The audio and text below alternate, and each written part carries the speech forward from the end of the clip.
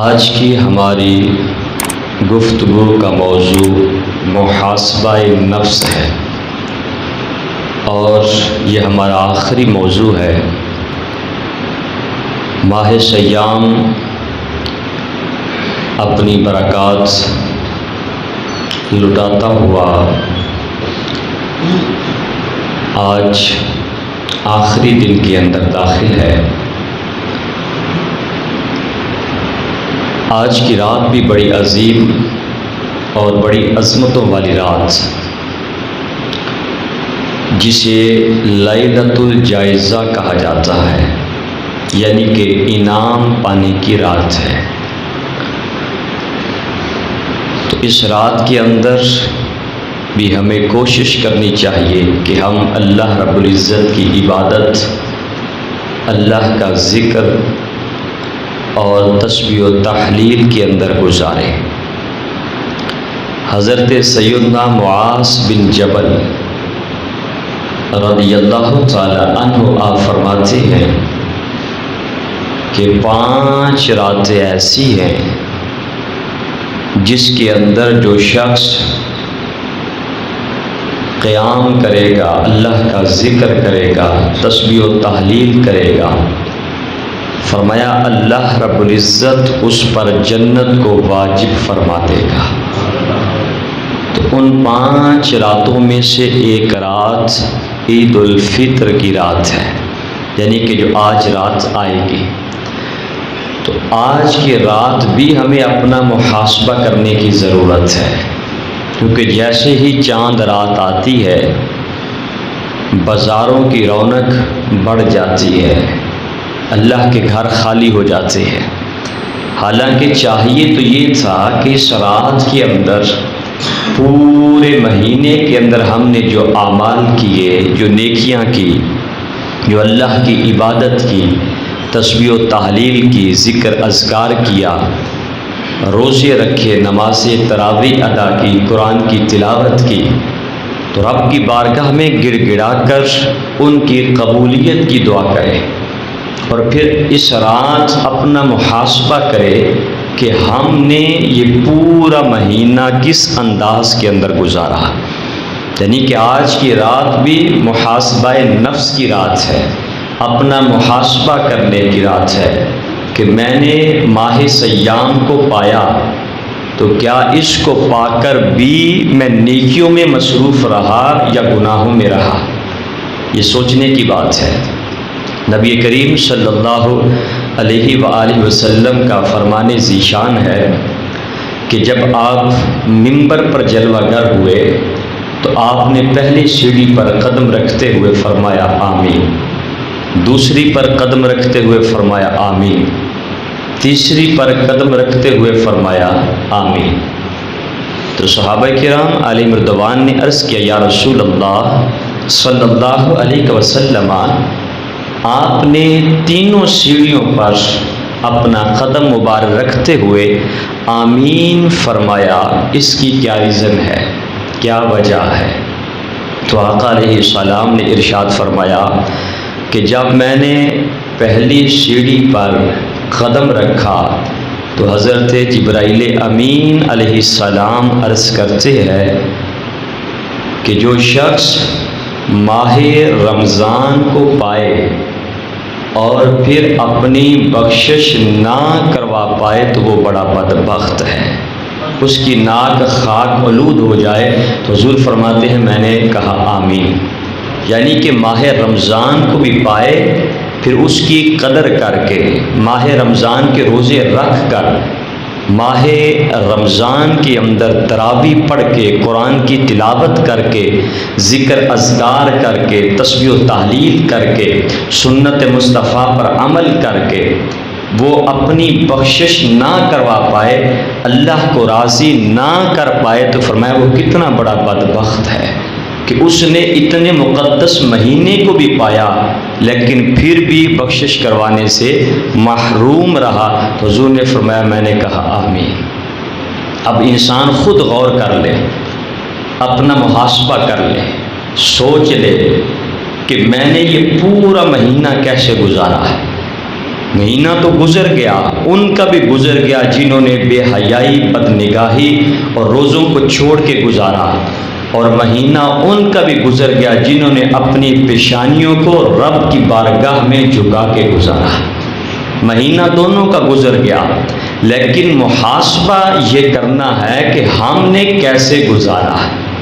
ہر بندہ سوچ لے، غور و فکر کر لے، اپنے گریبان میں خود جھانک کر دیکھے۔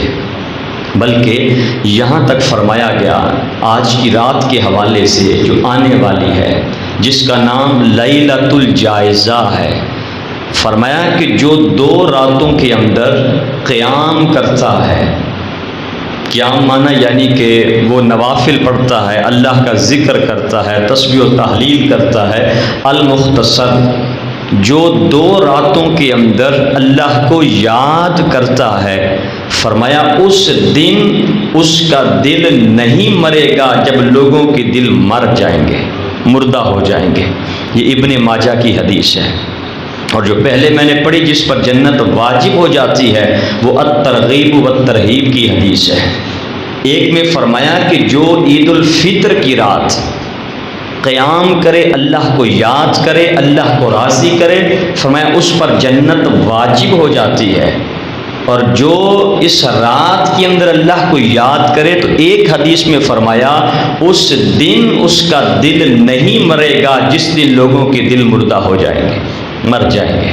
اب اتنی فضیلتوں والی رات، اتنی عظمتوں والی رات، تو ہم اس کو کیسے گزارتے ہیں؟ ہم اپنا محاسبہ کر لیں، ہم خود غور و فکر کر لیں، اور آقا علیہ الصلوۃ والسلام کا فرمان بھی زیر غور رکھیں کہ جو ماہ سیام کو پا کر بھی اللہ کو راضی کرنے سے اور اپنی بخشش کروانے سے محروم رہا، فرمایا وہ بدبخت ہے، اس کی ناک خاک آلود ہو جائے۔ حضور نے فرمایا آمین۔ اب اس پر ہمیں اپنے محاسبے کی ضرورت ہے۔ پھر دوسری سیڑھی پر قدم رکھا تو حضرت جبرائیل امین علیہ السلام عرض کرتے ہیں، یا رسول اللہ صلی اللہ علیہ وسلم، جو اپنے والدین کو پائے، اپنے والدین کو پائے اور ان کی خدمت اور ان کی عزت کر کے وہ جنت نہ پا سکے، اس کی ناک بھی خاک آلود ہو جائے۔ یعنی کہ اس نے اپنے والدین کو بھی پایا، ان کی خدمت نہیں کی، ان کے سامنے زبان درازی کرتا رہا، ان کو آنکھیں دکھاتا رہا، گالی گلوچ کرتا رہا، ان کے کچھ مانگنے پر طعنہ زنی کرتا رہا، تو والدین کو پا کر پھر بھی وہ جنت حاصل نہ کر سکا۔ آقا علیہ السلام نے فرمایا کہ والدین تمہاری جنت بھی ہیں، تمہاری دوزخ بھی ہیں۔ والدین کو راضی کرو گے تو جنت ہے، ناراض کرو گے تو جہنم ہے۔ تو جبرائیل امین علیہ السلام عرض کرتے ہیں کہ والدین کو پا کر ان کی خدمت نہ کی اور جنت نہ کما سکا، وہ بڑا بدبخت ہے، اس کی ناک خاک آلود ہو جائے۔ حضور نے فرمایا آمین۔ بتائیے کتنا بدبخت انسان ہے کہ جو والدین کو پائے لیکن پھر بھی وہ اللہ کو راضی کرنے سے محروم رہ جائے۔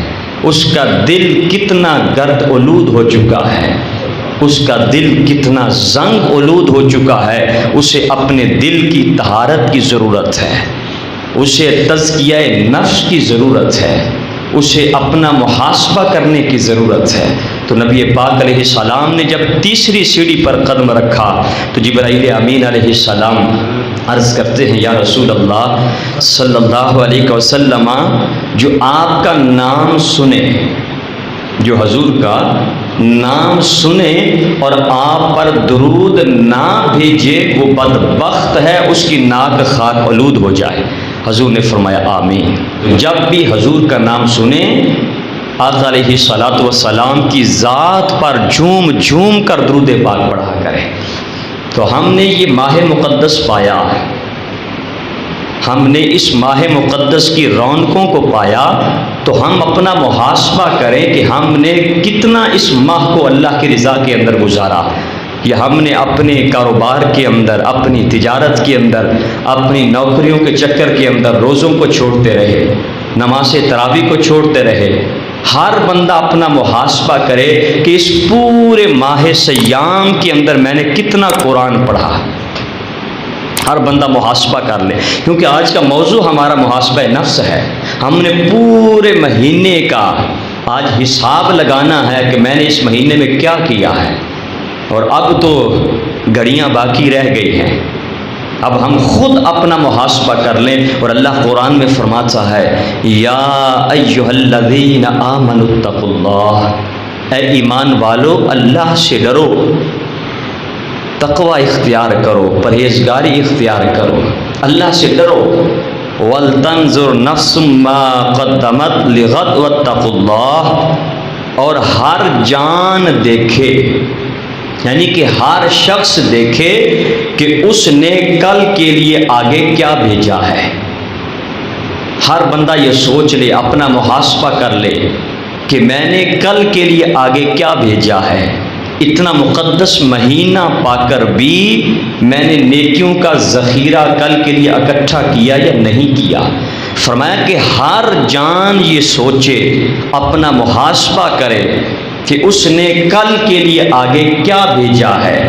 اس نے آگے بے حیائی بھیجی ہے، بدنگاہی بھیجی ہے، گناہ بھیجے ہیں، اللہ کی نافرمانیاں بھیجی ہیں، یا اس نے اس ماہ کے اندر نیکیاں کر کے اللہ رب العزت کو راضی کر لیا ہے.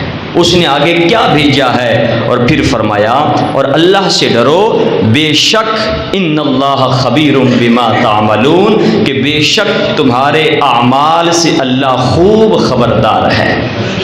تمہارے اعمال کو جانتا ہے کہ تم نے اس مہینے میں کیا کیا ہے، اس مہینے کو کس انداز کے اندر گزارا، اس مہینے کی کتنی قدر کی ہے، کتنی تعظیم کی ہے، کس قدر اس مہینے کی تم نے عزت کی ہے. لیکن آج ہم اپنے نفسانی خواہشات کے لیے روزہ چھوڑ دیتے ہیں. یہ میں نے نوکری کرنی، میں نے کام پہ جانا.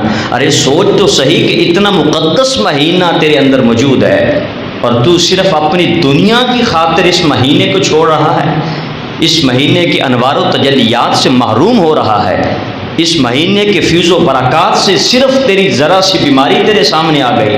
حالانکہ آقا علیہ الصلوۃ والسلام نے تو فرمایا کہ روزہ رکھو اللہ تمہیں صحت عطا فرمائے گا. یہ حضور کا فرمان ہے کہ روزہ تمہیں صحت عطا کرے گا. لیکن آج کہتے ہیں کہ روزہ ہمیں کمزوری دیتا ہے، ہم سے کام نہیں ہوتا، دکان پہ کام کرنا ہوتا ہے، گاہکی ہوتی ہے، کاروبار کرنا ہے. اب دیکھیں کہ ہم نے دنیا کی خاطر اس مالک کی رضا کو چھوڑ دیا.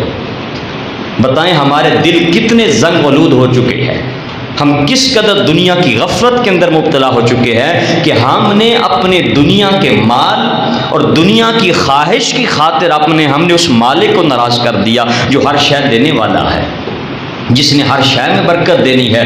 تو کیا اس کو چھوڑ کر ہم اپنے کاروبار میں برکت لے سکتے ہیں؟ کیا ہمیں خیر و برکت مل سکتی ہے؟ خود اپنا محاسبہ کرے، کیونکہ ہم نے آج محاسبہ کرنا ہے کہ ہم خود غور کر لیں کہ کیا اس ذات کو چھوڑ کر ہمارے کسی کام کے اندر بھی برکت آ سکتی ہے؟ برکت اسی نے دینی ہے، رحمت بھی اسی نے دینی ہے، فضل بھی اسی نے کرنا ہے. ذالک فضل اللہ یؤتیہ من یشاء، وہ جسے چاہتا ہے اپنے فضل سے نواز دیتا ہے، اپنا کرم عطا کرتا ہے. لیکن ہم محاسبہ کریں کہ ہم اس کے فضل میں ہیں یا اس کے فضل سے دور ہیں. یہ اپنا محاسبہ کر لیں کہ ہم پورا مہینہ اس کے فضل کے سائے میں رہے یا پورا مہینہ ہم دنیا کی خواہشات میں رہے. ہم کہاں رہے؟ ہم اپنا محاسبہ کر لیں. اور ارشاد فرمایا کہ ایک سچے مومن کی نشانی یہ ہے کہ وہ اپنے اعمال سے باخبر رہتا ہے، وہ اپنے اعمال کی خبر رکھتا ہے.